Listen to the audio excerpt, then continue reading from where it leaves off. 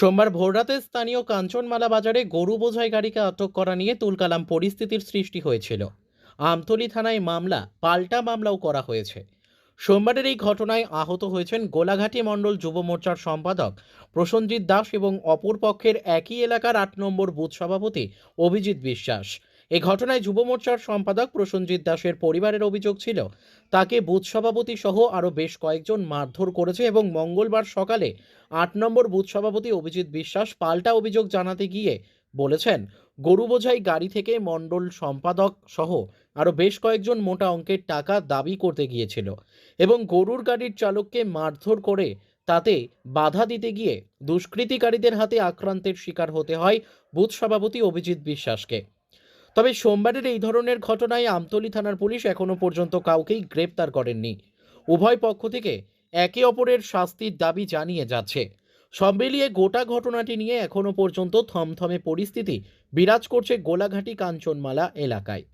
তাদের বিরুদ্ধে এখনো আমরা থানার দ্বারস্থ হয়েছি, কিন্তু প্রশাসন থেকে এখনো তাদের বিরুদ্ধে কোনো এরকম পদক্ষেপ নিচ্ছে না। বিরুদ্ধে আগে অভিযোগ আসলে কাঞ্চনমালা থেকে একটা মোবাইলের গাড়ি ছিনতাই হয়েছে, আরো প্রচুর অভিযোগ আছে তাদের বিরুদ্ধে, বাজের গাড়ি ছিনতাই হয়েছে। এই তারা সরাসরি এটার লগে জড়িত আছে। কারা যারা টুটন প্রসেনজিৎ দুলন, আরেকজন প্রসেনজিৎ দাস আছে, তারা টোটালি জড়িত হবে।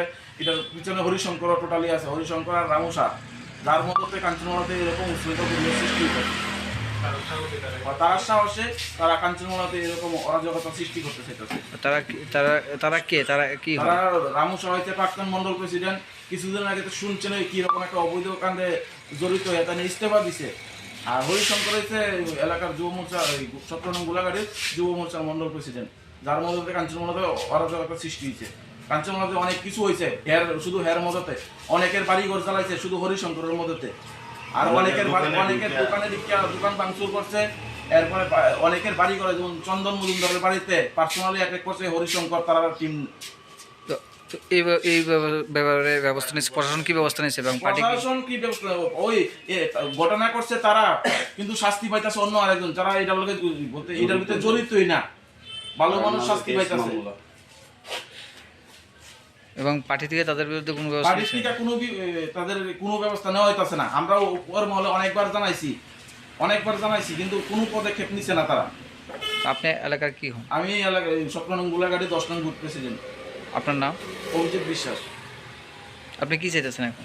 আমি চাইতেছি সুষ্ঠু বিচারক। কেরে আমরা নিরপরাধ লোক কেরে পিঠা খাইতাম? তারা অবৈধ কাজ করবো, অবৈধ কাজের খেসারত কেরে আমরা। Bureau report, news tele Bharat.